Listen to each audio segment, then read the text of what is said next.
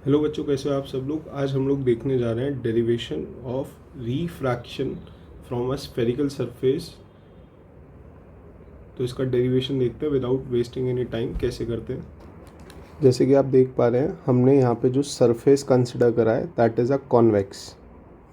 अब convex surface की खासियत ये है कि जितनी भी लाइट इसके सरफेस पे स्ट्राइक करती है ये इसको बाहर की तरफ बेंड आउट कर देता है। तो हमने यहाँ पे एक ऑब्जेक्ट ओ कंसिडर करा है जिसमें से लाइट निकल के जा रही है। तो जैसे ही वो सरफेस पे स्ट्राइक करेगी एट पॉइंट, तो ये लाइट वापस से बाउंस बैक हो जाएगी। बट इसकी एक इमेज फॉर्मेशन होनी चाहिए वर्चुअल के केस में। तो उसके लिए लाइट रेज को ये जो मेरे सरफेस है इसके पीछे एक्सटेंड करा गया है। तो आपके सर्टेन एंगल्स बने हैं, जैसे कि फर्स्ट जो सरफेस पे एंगल बना है that is I. I is the angle formation due to the incident ray. अभी लाइट बेंड होके जाएगी सरफेस के अंदर, तो ये बन जाएगा एंगल आर। इसके बीच में जो लाइन आ रही है कॉमन, ये जो लाइन आ रही है ये आती है नॉर्मल। इसके अलावा इस सरफेस के अंदर तीन और एंगल्स बनेंगे, एक बना आई, एक बना आर। पहला बनता है ऑब्जेक्ट के बेसिस पे अल्फ़ा, इमेज के बेसिस पे बीटा, और इसके बीच में इमेज के बेसिस पे बीटा, और इसके बीच में जो नॉर्मल से एंगल सरफेस पे बन रहा है with the centre of curvature is gamma. तो यहाँ पे हम बेसिक मैथ्स लगाएंगे और देखते हैं कैसे करते हैं। हम सबसे पहले देख रहे हैं इन ट्राइंगल ए ओ सी। ए ओ सी देखिए, ए ओ और सी। हम यहाँ पे एक्सटीरियर एंगल प्रॉपर्टी लगाएंगे।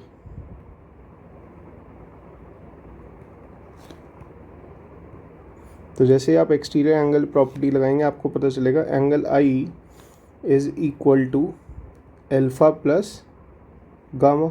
इसे इक्वेशन 1 कंसिडर कर लेंगे। सिमिलरली इन ट्राइंगल ए सी आई में देखेंगे, तो इसमें एक्सटीरियर एंगल लगाएंगे तो निकल के आएगा gamma equals to R. Gamma equals to R, R को थोड़ा अलग बना लेते हैं ताकि कंफ्यूजन ना हो। आर प्लस बीटा के, तो यहाँ से आर आ गया आपका एंगल, आर आ गया beta minus gamma,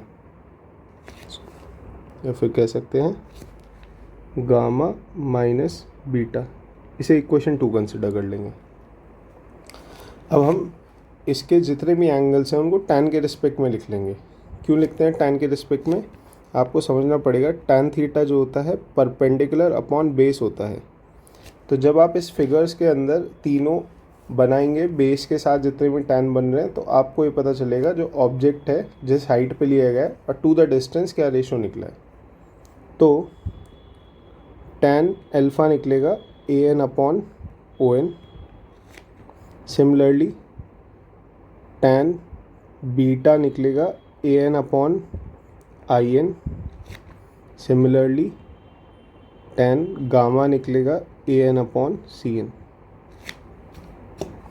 since these angle are very small,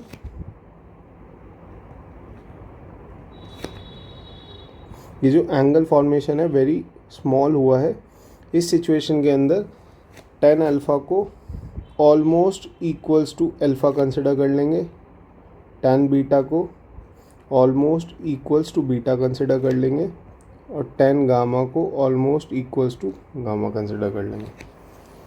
इससे हुआ क्या, अल्फ़ा की आपको डायरेक्टली वैल्यू आ जाएगी that is an upon O N. Beta की वैल्यू आ जाएगी an अपॉन आई एन, और गामा की वैल्यू आ जाएगी an अपॉन सी एन। ये तीनों वैल्यूज़ आपको चाहिए क्यों, ये समझिए। ऊपर जो आपने दो इक्वेशन फॉर्म करी है उनके अंदर सब्स्टिट्यूट करेंगे, और सब्स्टिट्यूट करने के लिए आप इनकी वैल्यू फाइंड आउट कर रहे हैं। तो आई की वैल्यू आ जाएगी an upon O N plus an upon C N के।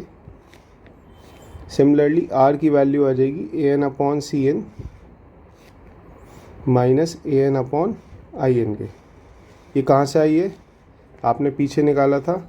आई की वैल्यू कैसे आई थी, अल्फ़ा प्लस गामा के इक्वल, और आर की वैल्यू कैसे आई थी, आर की वैल्यू गामा माइनस बीटा से। तो दोनों वैल्यू आपने सब्स्टिट्यूट कर दी। अब यहाँ पे आई और आर की आपके पास दो सेपरेट वैल्यूज़ निकल के आ चुकी हैं।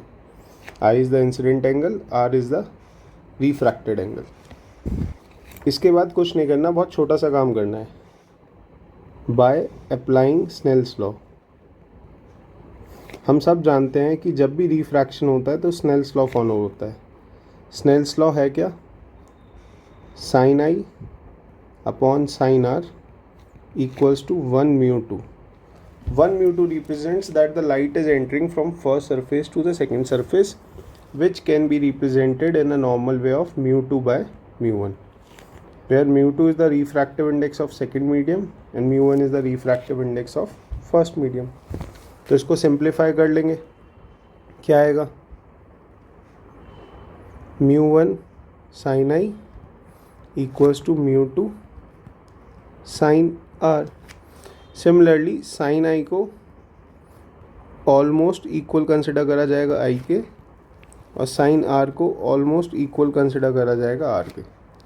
जैसे आप ये करेंगे तो आप पे निकल के आएगा mu 1 I equals to mu 2 R, और आई और आर की आपके पास वैल्यू गिवन है। अब आप इन दोनों वैल्यूज़ को सब्स्टिट्यूट करेंगे तो आपके पास आएगा mu 1 A N upon O N plus A N upon C N equals to mu 2 A N upon C N minus A N upon I N. अगर आप ध्यान से देखेंगे दोनों में ऊपर ए एन वाली वैल्यू कॉमन आ रही है, तो टेकिंग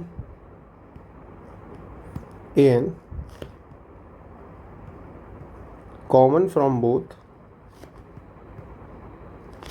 तो म्यू 1 यहाँ आ जाएगा, ए एन साथ में आ जाएगा, वैल्यू का बचेगा 1 upon O N plus 1 upon C N equals to mu 2 A N 1 upon C N minus 1 upon I N. अगर आप देखेंगे ए एन से ए एन कट सकता है। इसके बाद इन्होंने क्या कंसिडर करा है, बहुत छोटी सी टेक्निकल बात है, ध्यान से देखिएगा। ये जो पी और एन पॉइंट है इन दोनों में गैप बहुत कम है। जो पी और एन पॉइंट है बहुत पास है, तो इस केस में इन दोनों को सबमर्ज करा गया है। क्यों करा गया है? Because of very less distance, this is negligence. इसका रीज़न क्यों कंसिडर करा गया है? जो सेंटर ऑफ कर्वेचर है उससे एन तक का डिस्टेंस ले लो या पी तक का, ये दोनों ही सरफेस के उस पर आ रहे हैं। अगर मैं नीचे वाली लाइन से करूँ तो एन को मैच करेगा, और अगर बिल्कुल ऊपर सरफेस से करूँ तो पी से मैच करेगा। तो इस केस में दोनों पॉइंट को सबमर्ज करके रेडियस ऑफ कर्वेचर आर के इक्वल कंसिडर करा गया है। तो हमने क्या करा है? Submerge p and n, so o n almost equals to o p आ जाएगा, c n almost equals to c p आ जाएगा, और i n almost equals to i p आ जाएगा। जैसे आप ये करेंगे, म्यू 1 अपॉन ओ पी लिख लूँ, पोल तक का डिस्टेंस ही कंसिडर कर लें। ऐसी सी एन को 1 अपॉन सी पी कंसिडर कर लें, इक्वल्स टू म्यू 2, इसको सी पी और इसको आई पी। ऐसा करने की वजह से आपके ये सारे कोऑर्डिनेट्स जो हैं लेंथ नाप पाएंगे। मतलब ओ पी अगर कंसिडर करें, ओ से लेके पी तक का डिस्टेंस तो हमने यू कंसिडर करा है, पी से लेके सी पी का डिस्टेंस हमने आर कंसिडर करा है, आई से लेके पी तक का डिस्टेंस हमने वी कंसिडर करा है। तो हम वैल्यू सब्स्टिट्यूट करेंगे। सब्स्टिट्यूट ओ पी की जगह रखेंगे माइनस का यू क्योंकि लेफ्ट हैंड साइड पे है, सी पी की जगह रखेंगे आर क्योंकि राइट हैंड साइड पे है, और आई पी की जगह रखेंगे वी क्योंकि राइट हैंड साइड पे है। तो म्यू 1 ब्रैकेट में आ जाएगा minus 1 upon you plus 1 upon are equals to mu 2 1 upon are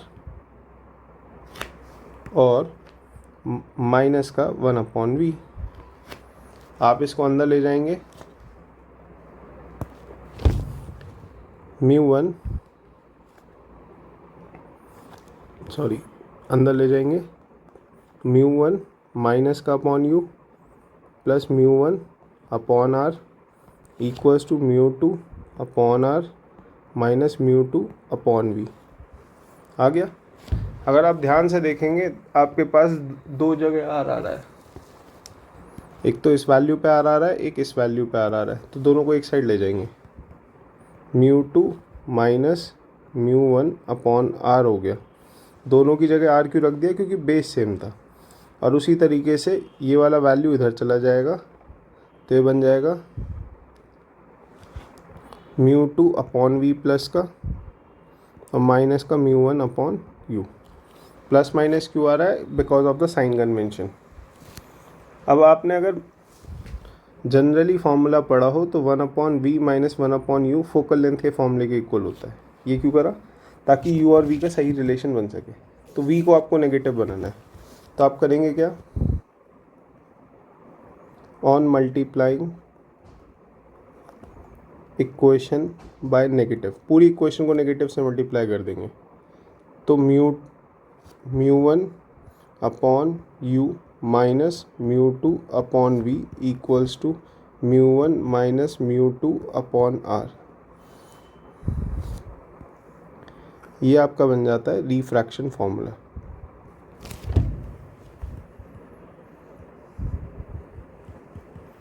कई बार पेपर में पूछा जाता है, जब भी लाइट रे, एक अलग से केस बताया गया है, जब भी लाइट रे रेयर से डेंसर मीडियम में जाती है तो आप ऊपर वाली इक्वेशन को फॉलो कर सकते हैं और नॉर्मली इसको यूज़ कीजिए आप। तो this is your refraction formula. If you have any doubt you can ask. Thank you.